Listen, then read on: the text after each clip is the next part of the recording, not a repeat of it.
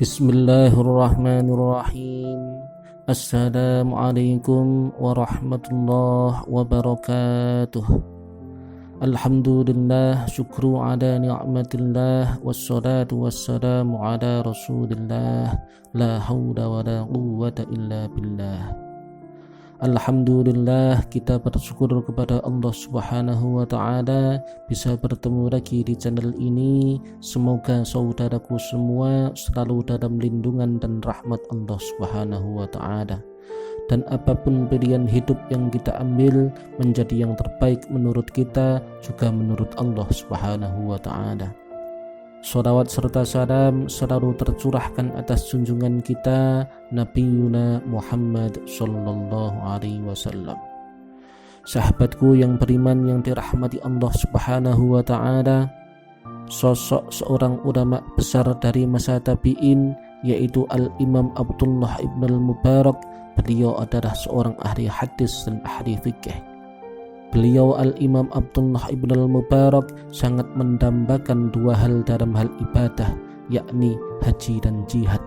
Dan untuk itu beliau melaksanakan secara bergantian dua hal tersebut dalam setiap tahunnya. Tahun ini beliau gunakan untuk haji, tahun depan beliau gunakan untuk jihad fi sabilillah, begitu seterusnya.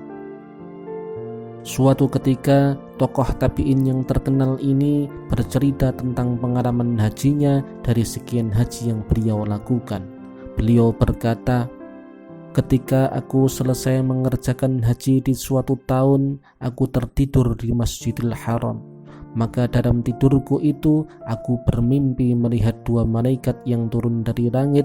Salah satu dari malaikat itu bertanya kepada malaikat yang lain, 'Berapa manusia yang berhaji di tahun ini?'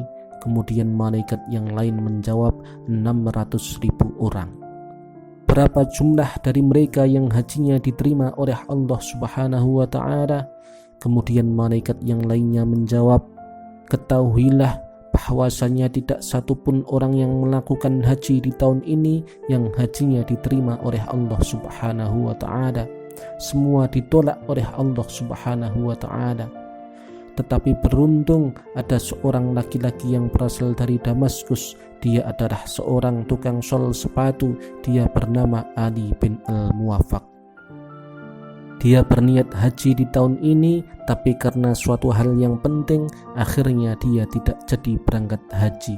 Akan tetapi justru karena ini, niatan hajinya diterima sebagai haji yang mabrur oleh Allah Subhanahu wa ta'ala. Dan sebab hajinya muwafaq ini, maka seluruh orang yang berhaji di tahun ini yang tadinya tidak diterima menjadi diterima oleh Allah Subhanahu wa ta'ala. Kemudian terbangunlah aku, kata Al-Imam Abdullah ibn al-Mubarak, dan aku pun segera menuju ke kota Damaskus untuk mencari orang tersebut. Dan ketika aku sampai depan pintu rumahnya, maka keluarlah seorang laki-laki menemui aku. Aku pun langsung bertanya tentang namanya. Kemudian dia menjawab, Ali bin Al-Muwafaq. Kemudian aku pun bercerita tentang mimpiku. Kemudian aku bertanya, "Wahai Muwafaq, kebaikan apa yang telah engkau lakukan hingga engkau mendapat derajat yang sangat mulia, hajimu diterima oleh Allah Subhanahu wa ta'ala sebagai haji yang mabrur dan menyebabkan seluruh orang yang berhaji di tahun ini diterima oleh Allah Subhanahu wa ta'ala?" Maka Muwafaq pun menjawab sambil bercerita, "Selama lebih dari 40 tahun aku mempunyai keinginan untuk haji, dan tidaklah memungkinkan untuk itu sebab sempitnya apa yang aku miliki.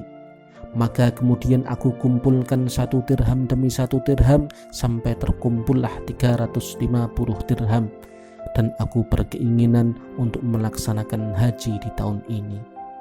Tetapi pada saat itu istriku yang dalam keadaan hamil, tiba-tiba ia mencium aroma masakan yang sangat sedap dari rumah tetanggaku, dan istriku sangat ingin mencicipi masakan tersebut. Maka dia memaksaku untuk mendatangi rumah itu untuk memintanya, bahkan kalau perlu untuk membelinya. Sesampainya aku di rumah tetanggaku tersebut, maka keluarlah seorang perempuan tua dari rumah itu. Kemudian aku beritahukan keinginanku kepada perempuan itu. Kemudian ia mengatakan, laqad turiltu ila syarhil hal fa inna aitami lam yat'am thalathata ayyam. Sungguh aku sedang ditimpa kesulitan rumah tangga yang sangat. Suamiku sudah lama meninggal dunia, sedangkan aku ditinggali dengan anak-anak yatimku ini. Mereka sudah tidak makan sesuatu pun selama 3 hari. Tetapi aku malu harus menjadi meminta-minta kepada tetanggaku. Fakharajtu fara'aitu himaran mayitan faqata'tu minhu qit'atan. Kemudian aku beranikan diriku untuk mencari makan, dan di sana terpaksa aku dapati bangkai keledai, maka aku potong-potong secukupnya untuk mempertahankan hidupku dan anak-anak yatimku. Wa tabakhtuhu fahuwa hadalul lana wa haramun alaik. Kemudian aku masak bangkai itu. Maka ketahuilah wahai muwafaq, masakan dari bangkai ini halal bagi kami tetapi haram untuk yang lain.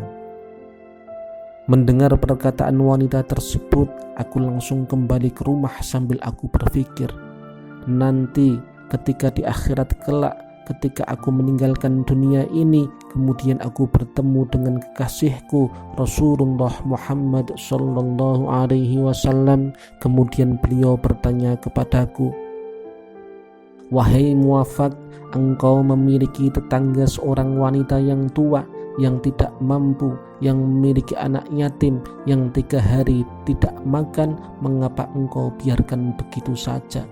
Tidak sedikitkah engkau ingin membantunya? Tidakkah engkau ingin melepaskan kesulitannya? Apa yang akan aku jawab jika beliau benar-benar bertanya kepadaku seperti itu? Kemudian aku ambil uang 350 dirhamku dan aku kembali ke rumah wanita tadi seraya aku berkata, anfiqi ala aitamik, wahai wanita tua, belanjakanlah uang ini untuk anak-anak yatimmu yang ada di rumah. Kemudian aku pulang sambil berkata dalam hati, innal hajja fi babid dari fa aina adhabuk. Ya Allah, sesungguhnya hajiku cuma sampai depan pintu rumahmu. Kemana lagi aku harus pergi? Uang hajiku telah aku sedekahkan. Ya Allah, terimalah niatan hajiku di tahun ini, sekalipun aku tidak sampai depan pintu rumahmu, Baitullah Makkah Mukarramah. Wallahu a'lam.